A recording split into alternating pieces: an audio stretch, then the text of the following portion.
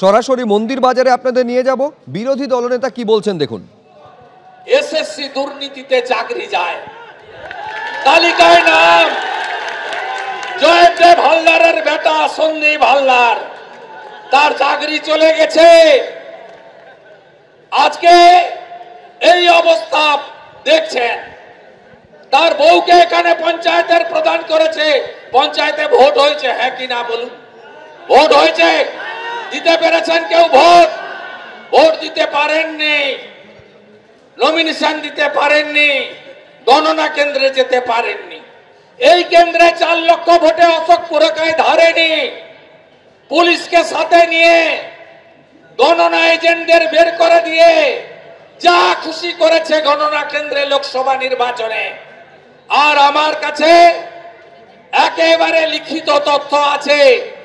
মথুরাপুরে, জয়নগরে, diamond হারবারে, যাদবপুরে 4000-এর বেশি camera ভোটের দিন বেলা 2টো থেকে 4:30 বন্ধ রেখে ব্যাপক হারে ছাপ্পা মেরেছে। এরা কারা?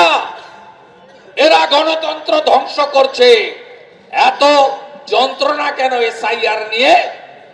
এত যন্ত্রণা কেন? পায়ে কাঁটা ফুটে গেছে কেন? তিড়িং বিড়িং করে পিসি লাফাচ্ছে কেন? কারণ পিসি জেনে গেছে যে মৃত, ভুয়া, একাধিক জায়গায় নাম আর বাংলাদেশ থেকে আসা অবৈধ মুসলিম অনুপ্রবেশকারী রোহিঙ্গারা, তাদের নাম ভোটার তালিকায় 7ই ফেব্রুয়ারি 2026 থাকবে না। অত্যন্ত দুর্ভাগ্যের বিষয় যে 3 জন পড়ুয়ার মৃত্যু হয়েছে। এই পুলকারটি যখন স্কুল থেকে ফিরছিল পড়ুয়াদের নিয়ে, ঠিক তখনই দুর্ঘটনাগ্রস্ত নিয়ন্ত্রণ হারিয়ে পুলকারটি পড়ে যায় পুকুরে এবং 5 জন সেখান থেকে তাদের তোলা হয়। 5 জন পড়ুয়াকে হাসপাতালে নিয়ে গেলে 3 জনকে মৃত বলে ঘোষণা করা হয়। কারুর বয়স 7 বছর, কারুর 9 বছর, কারুর 11 বছর। এই 3 জনের মৃত্যু হয়েছে। 2 জন পড়ুয়া তারা আহত অবস্থায় চিকিৎসাধীন রয়েছেন হাসপাতালে।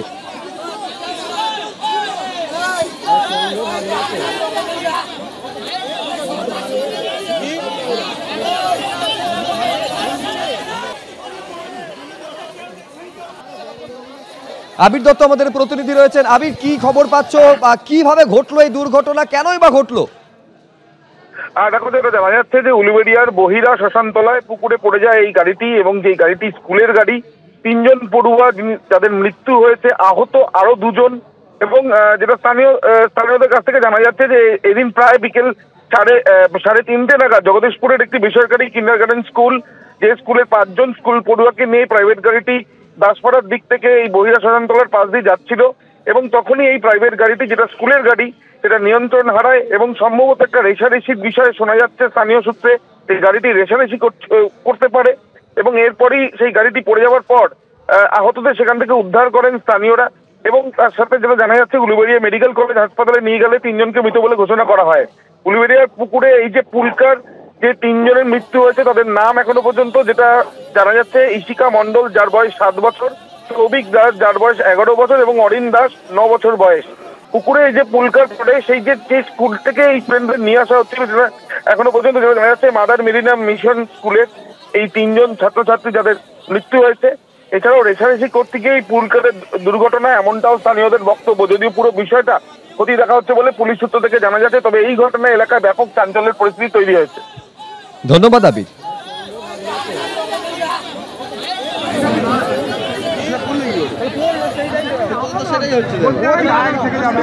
গাড়িটা মাদার মেরিনা স্কুল থেকে বাচ্চাদের নামাতে এসেছিল, আর হঠাৎ করে ড্রাইভার নিয়ন্ত্রণ হারিয়ে পুকুরের মধ্যে পড়ে যায়। আর আমরা ওদিক থেকে আসছিলাম, এসে বাচ্চাদেরকে উদ্ধার করার জন্য আমি পুকুরে নেমে পড়ি। বাচ্চা কতজন ছিল গাড়িতে? বাচ্চা মাস্টারমশাই বলছে যে 5 জন ছিল। আমি 3 জনকে আমরা উদ্ধার করেছি, আর 2 জন উপর থেকেই নাকি নেমে চলে আসে। কত কোন ক্লাসের বাচ্চা মনে হয়? বয়স মোটামুটি এই 7-8 বছরের মধ্যে। কি অবস্থা, তারা কেমন আছে কিছু জানা যাচ্ছে? তারা আমরা যখন তুলে দিয়েছি পুকুর থেকে, তখন সকলেরই কারো সেন্স ছিল না। এবিপি আনন্দ, এগিয়ে থাকে, এগিয়ে রাখে।